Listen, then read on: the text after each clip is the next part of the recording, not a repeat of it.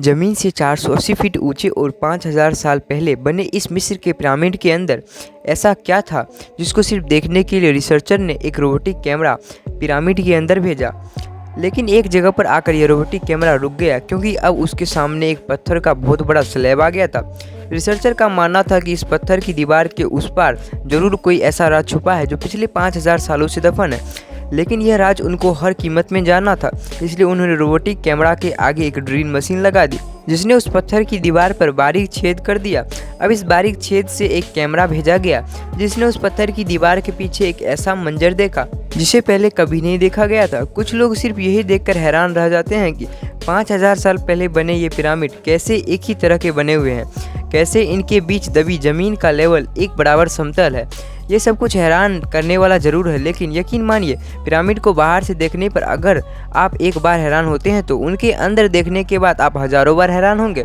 अगर आपको पिरामिड का एक लेवल में होना या ऊंचे ऊंचे पत्थरों का इकट्ठा होना रहस्यमय लगता है तो पिरामिड का सबसे बड़ा रहस्य उन पिरामिड के सीक्रेट चैम्बर्स में छुपा हुआ है।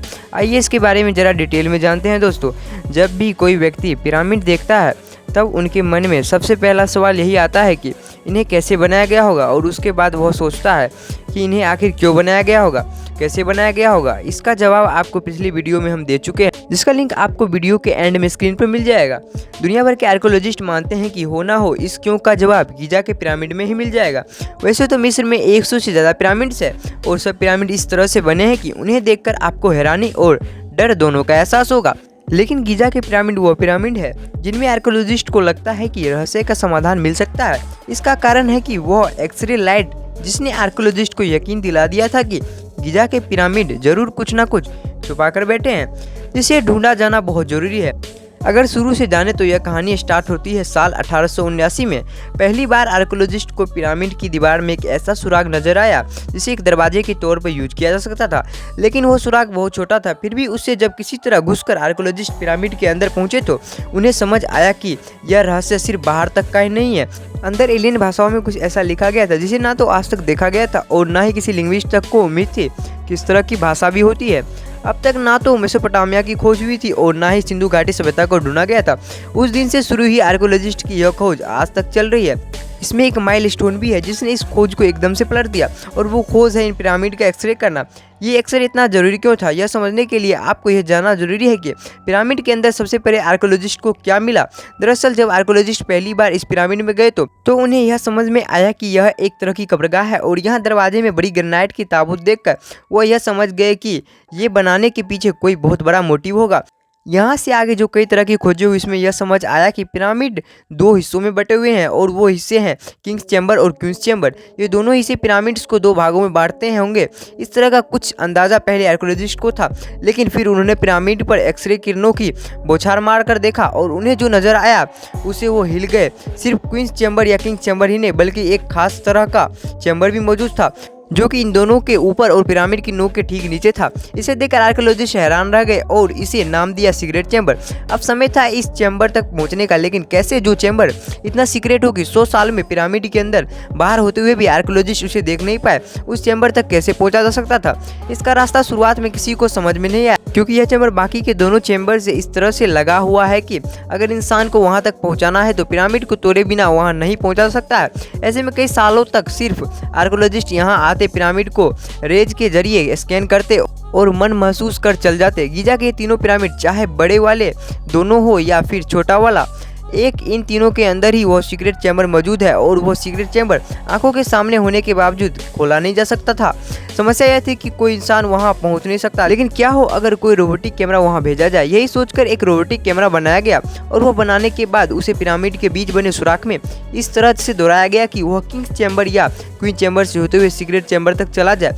आर्कियोलॉजिस्ट रॉब रिचर्डसन को पहले ये लगता था कि हो ना हो चैम्बर्स के जरिए ऊपर जाने का रास्ता जरूर होगा, लेकिन उस रोबोटिक कैमरे के दोनों चैम्बर्स में घुमाने के बाद समझ आया कि ये तीनों चैम्बर आपस में जुड़े हुए नहीं है, मगर सीक्रेट चैम्बर तो खोलना ही था, भले ही उसके अंदर इंसान ना जा पाए, क्योंकि एक छोटा सा कैमरा भी अंदर जाकर अपना काम कर सकता है। ऐसे में रोबोट रिसर्चर ने अपने एक आर्कियोलॉजिस्ट दोस्त डॉक्टर तेंजे चिंग से बात की और अगले 5 साल में वो कुछ ऐसा बनाने में लग गए जो रोबोट भी हो, कैमरा भी हो और साथ में वो पिरामिड को ड्रिल भी कर सके। और इतना सब उन्हें 20 सेंटीमीटर साइज की सीमा में रहते हुए करना था, क्योंकि 1 मिलीमीटर भी बड़ा गैजेट पिरामिड के अंदर ट्रेवल नहीं कर पाएगा। काफ़ी कोशिशें करने के बाद 5 सालों में आखिरकार उन्होंने ऐसा कुछ बना ही लिया। बनाने के बाद उन्होंने उस रोबोटिक कैमरे को किंग्स चैम्बर में फिर से छोड़ दिया और वह इस दीवार तक पहुंच गया जिसके पास सीक्रेट चैम्बर था। यहाँ का रोबोटिक कैमरे ने अपने ड्रिलिंग फीचर का प्रयोग किया और साथियों, पहली बार हम उस जगह पर थे जिसे सीक्रेट चैम्बर कहा जाता है। इसके अंदर घोर अंधेरा था, लेकिन जब रोबोटिक कैमरे की लाइट की मदद से देखने की कोशिश की गई तो यह नज़र आया कि यह जगह भी एक कब्र जैसा ही है, जिसमें बहुत बड़े बड़े शब्दों में ज़मीन के ऊपर कुछ लिखा गया है। दरअसल पुरानी सभ्यताओं में जब भी इंसान किसी दूसरे इंसान के पढ़ने के लिए कुछ लिखता था तो वह उसे दीवारें पर लिखता था, जैसे माया सभ्यता के निशान हो या सम्राट अशोक के पाली और संस्कृत लैंग्वेज के संकेत। लेकिन इसे आसमान की तरफ लिखा गया था कि टेवेस्ट उस भाषा में नहीं था जो कि निचली दीवारों पर उकेरा। दोनों भाषाओं के बीच यह अंतर बताती है कि लिखा गया टेक्स्ट हमारे लिए नहीं था, फिर भी किसी के लिए लिखा गया था। इसका एक जवाब यह भी है कि इस टेक्स्ट को यहाँ काम करने वाले मजदूरों के लिए लिखा गया था। यहाँ 20 से 30 हज़ार मजदूरों ने काम किया था और उम्मीद थी कि यही उसी से जुड़ा हुआ कोई इंस्ट्रक्शन होगा। लेकिन आपको जानकर हैरानी होगी कि यहाँ के मजदूर भी शाही परिवार का हिस्सा थे, क्योंकि जब उनके स्केलेटन को एनालाइज किया गया तो यह पता चला कि उनकी भी सर्जरी होती थी और उनकी टूटी हड्डियों का इलाज किया जाता था। यानी कि जिसे इतनी मेडिकल सुविधा दी जा रही हो, वो दास तो हो ही नहीं सकता। ऐसे में उसके लिए अलग भाषा में लिखने की थ्योरी सटीक नहीं लगती। लेकिन एक थ्योरी और है जिसमें शायद इसका सटीक जवाब दिया गया है। यह थ्योरी है ओराइन कलेक्शन थ्योरी। दरअसल जब गीजा के पिरामिड को देखा जाता है तो एक बात नजर आती है, यह पिरामिड ना तो एक ही शेप के है और ना ही एक ही लाइन में, जबकि 5000 साल पहले लोग चाहते तो इन्हें एक शेप में भी बना सकते थे और एक लाइन में भी। हालांकि इजिप्ट के आर्कियोलॉजिस्ट का यह मानना तो था कि हो ना हो इनके बीच कोई पैटर्न जरूर होगा, और यह पैटर्न नजर आया रॉबर्ट बाउल को, जिन्होंने देखा कि यह तीनों पिरामिड ओराइनल स्टार के बीच मौजूद था। स्टार्स की तरह ही बीच का स्टार बड़ा होना और बगल का थोड़ा सा छोटा और सबसे कोने वाला स्टार की लाइन डीम में, तीनों ही चीज़ों को गीजा के पिरामिड में देखा जा सकता है। ओरान बेल से इस संबंध को सीक्रेट चैम्बर्स में लिखी गई यह चीज़ें बताती है कि पिरामिड भले ही ज़मीन पर हो, लेकिन इनका अंतरिक्ष में कोई ना कोई संबंध जरूर है। यह संबंध हमें तब पता चल पाएगा जब किसी तरह सीक्रेट चैम्बर के अंदर पहुंचकर वहाँ की भाषा को डिकोड किया जाएगा।